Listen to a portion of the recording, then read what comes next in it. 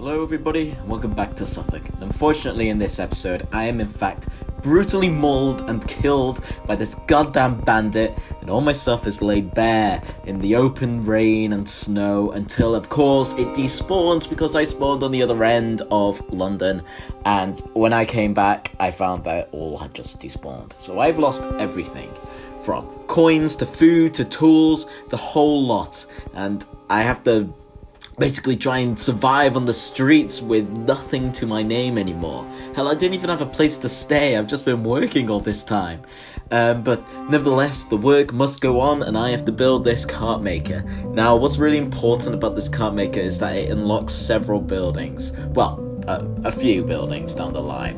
Of course, it will give access to things like mines and quarries, but also more importantly the stonemason and the carpenter, which will then unlock after it the church and the manor.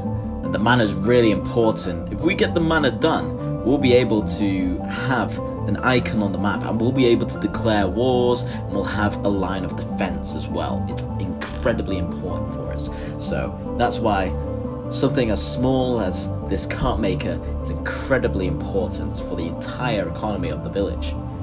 Anyway, I built an outdoor workshop area as well as a couple of barns, a tool shed there, and this is just to give all the essentials of what would be needed to craft all of these carts, and I make a few that are under construction and a few that are complete fully, including this little path that goes down to the main road. And that's pretty much it, with a bit of decoration here and there. Finally complete. It's not a hard build, but you gotta put the details where it counts, with all of these carts in construction and the likes. Anyway, the harbour master there, he saw my work and he was greatly impressed by it, and he offered me a job. So once I complete all of these carts and finish the cart maker, I'm able to start the job pretty soon after. The job started, the snow cleared up for a bit, and I started building this jetty out towards the river, and it was plenty big enough for a boat that would really be fitting for the port structure I'm yet to cover. Anyway, the harbour master, he actually fell into the water, and I had to go in and save him, otherwise I wouldn't get paid at all. So helping him out, I then would get paid, as you can see there. Anyway, there's much work to be done, and as much as I really like this port, it won't be anything without a whole harbour yet to be built. Also nearby is of course the entrance to London Bridge, which was being leased off to the Templar Order, and they'll be responsible for a lot of things coming up. Now, I had to be defended by my harbour master because, again, we were being constantly raided by bandits. As for what our use for the harbour is at the moment, it's mostly our storage area. We sort out all of our equipment there. And as we can see here, we have the homestead of the Templars in London right now, who will be funding the entire London Bridge. And we've got Oreo's manor as well, flying his white eagle on his blue sky, and it's going fairly well. Of course, it needs a few more buildings around it to be a proper fully fledged manor for a lord or knight of his status, but inside it's very cozy, although upstairs could use a bit more furniture here and there.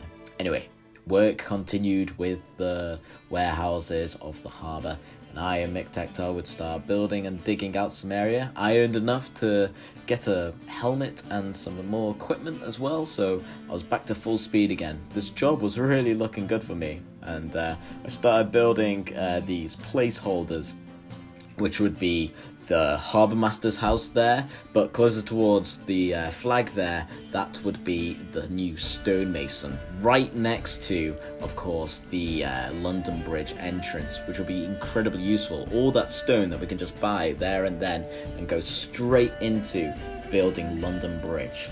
And I start detailing the landscaping a bit more, giving this retaining wall. I wanted it to flow gradually with the terrain, but I didn't want it to be completely steep, that terrain either, so I thought this was a good balance. We had a little journey out, have a good inspiring gaze at our work so far, and we were really quite happy with it.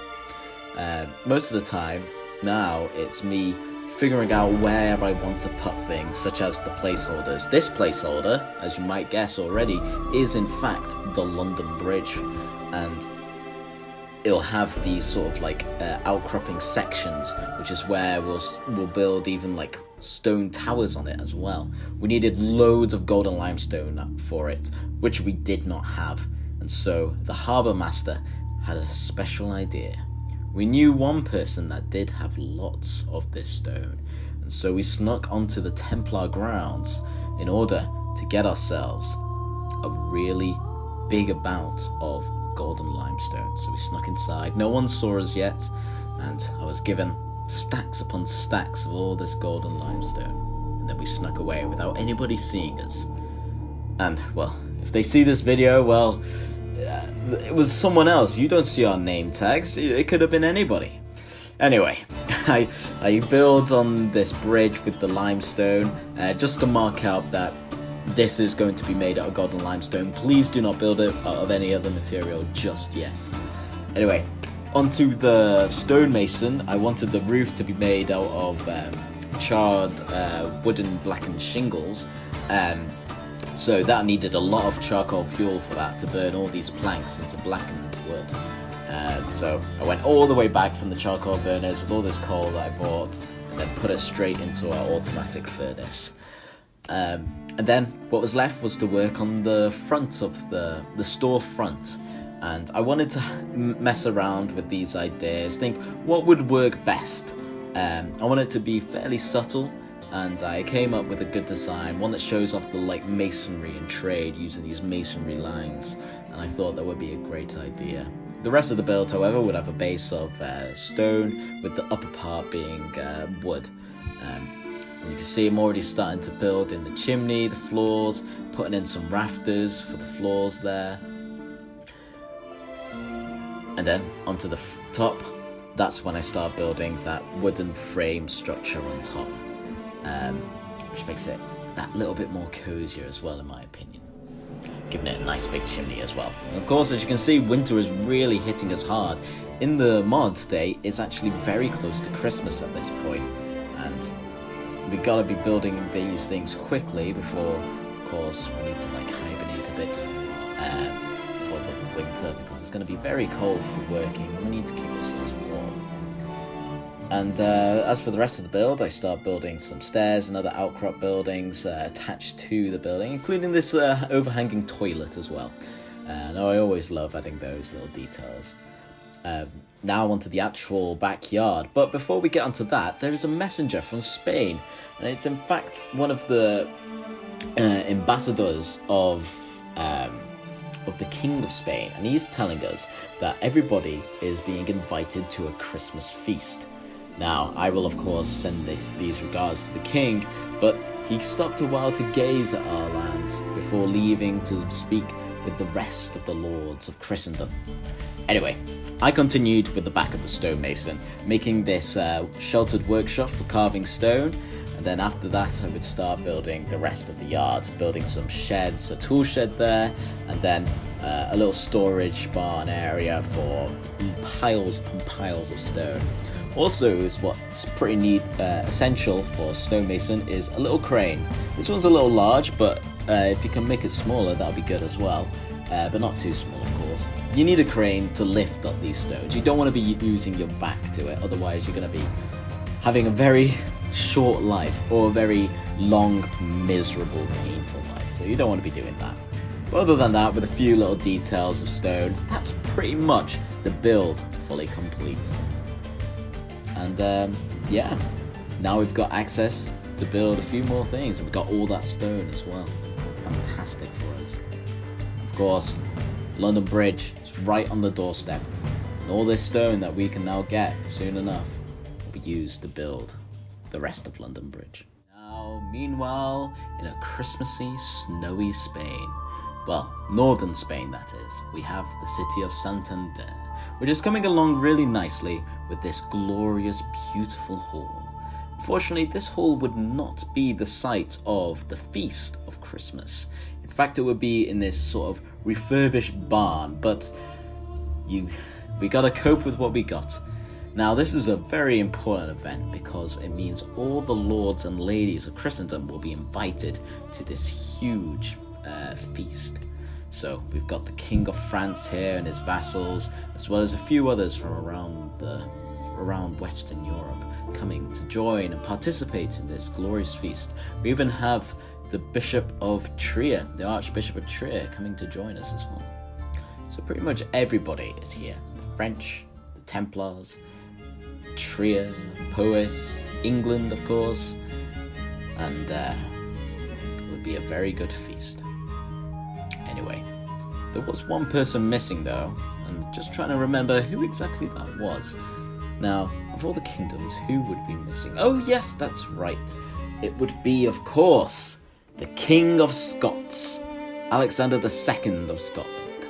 I bowed down to him, accepting him as our liege's ally, because, after all, he is one of our greatest allies, and he should be accepted and welcomed as such.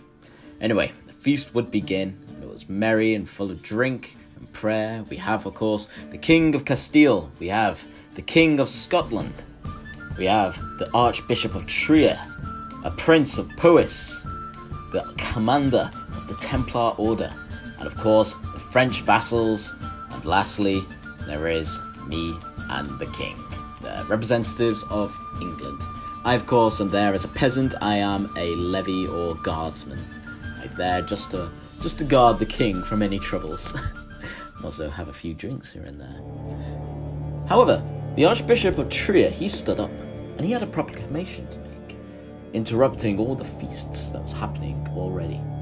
He said that it was a great injustice happening in France, and that long ago, 400 years ago, the King of France had offered to give, well, was not necessarily offered, but he signed a treaty that ordered that Reims, the city of Reims, would be given over to Trier. This was a long time ago. The French, of course, contested this, but the Archbishop of Trier, he doubled down. He said that this was a highly great injustice against the church and his authority, well, the church's authority. He demanded that it be granted over, and even threatened war, or some sort of violence as well. There's some sort of diplomatic language being used here to make sure that his point was clear but not necessarily provocative. The French king was having none of it. He ordered all of his men to join him, and he was not willing to hear any moment longer. They all left back to France, unwilling to take another moment of it. The whole air was really quiet. It was really tense as well. But despite that, the Archbishop of Trier even doubled down. He accepted the commander of the Templars as his supporter in this fight. And to cool down tensions, gifts were given out, and it seemed like the night might be chilling out a little bit more. But yeah, it seems like war is really on the doorsteps at the moment. I was having a laugh of it. They were all speaking Latin and French, of course, which I did not speak, so I wouldn't understand a single thing that any of them had said. Anyway, it was time for drinks. And we all gathered round these kegs, filling up our drinks, and there I was, a peasant, drinking with the King of Castile, the King of Scotland, and the vassals of Castile, because everybody else went home, so there's not really much I can do about that, unfortunately, but I enjoyed a good deal of drink either way. Maybe getting a bit too drunk at times, even throwing up and pulling a few punches at the King of Scots. He wasn't particularly happy by that, so he called the guards, and they would soon strip me of all of my armour and clothes and tell me to come into this barn as punishment, and I would be ordered to clean up the stables of all the guests' horses. So I had to do that, unfortunately. Tirelessly. It's a peasant's job, it's what I deserve. At least I wasn't hung or anything like that. The King of Scotland, he happily went back home, and I was allowed to be free and let home as well. It was a good day, a good Christmas day. Very tense though. But yeah, that's pretty much it for this video. And as you can see in daylight, that is the stonemason. filled with plenty of things to keep it quite busy. You got your crane, you got all the stone around being carving stations and whatnot, and the rest of the dock is going quite well as too. It's much more urban, and I'm really quite proud of where it's coming towards at the moment. And let me be a reminder of you guys could be doing this too, and all the links to the mod, the server, the Curse Forge and whatnot, it's all in the description. So if you want to take part in this, you are more than welcome to. Just join our server and we'll have a good time together.